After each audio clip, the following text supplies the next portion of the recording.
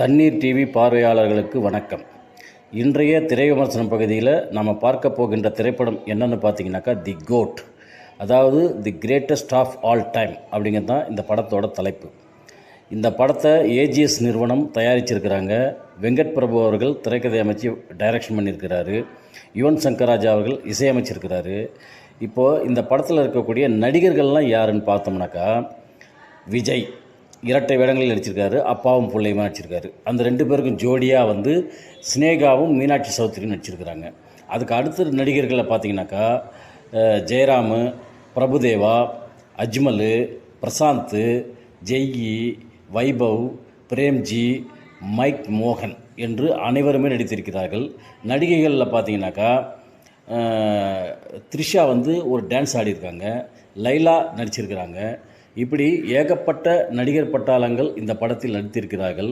தொழில்நுட்பத்துறையிலும் மிக சிறப்பான முறையில் செயல்பட்டிருக்கிறார்கள்.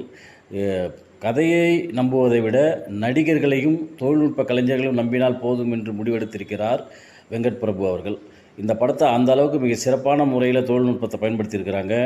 இரண்டு விஜயையும் காட்டுகின்ற விதங்கள் அற்புதமாக இருக்கிறது. சின்ன வயசு பையனாக விஜயை காட்டுறது பார்க்க ரொம்ப ரசனையோடு இருக்கின்றது.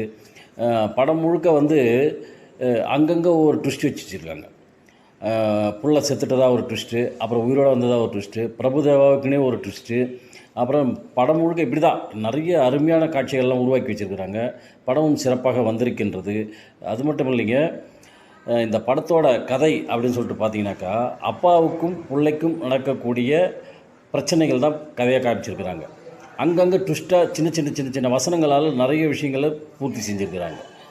அது மட்டும் இல்லாமல் இதில் விஜயகாந்தை வந்து ஒரு தொழில்நுட்ப முறையில் பயன்படுத்தி சிறப்பாக காமிச்சிருக்கிறாங்க. கடைசி நேரத்தில் சிவகார்த்திகேயன் வேறு வந்து ஒரு சீன் நடிச்சுட்டு போயிடுறாரு.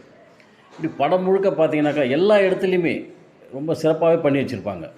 அதனால தான் இந்த படம் வந்து விஜயோட ரசிகர்களுக்கு மட்டும் இல்லை, அவர் இப்போ கட்சி ஆரம்பித்து வச்சுருக்கார் இல்லையா, அந்த கட்சியோட தொண்டர்களுக்கும் இது பெரும் விருந்தாக அமைந்திருக்கின்றது. அப்படி தான் சொல்லணும். ஏன்னா அவர்களுடைய விருப்பத்தை அனைத்தையும் விஜய் அவர்கள் நிறைவேற்றியிருக்கிறார்கள் தன்னுடைய நடிப்பால்.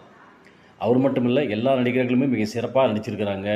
இந்த படத்தை அத்தனை பேருமே வந்து ரசித்து பார்க்கக்கூடிய அளவுக்கு சிறப்பாக இருக்கிறதுனால எல்லோரும் தியேட்டருக்கு போயிட்டு இந்த படத்தை பாருங்கள், இந்த படத்துக்கு ஆதரவு தாருங்கள்.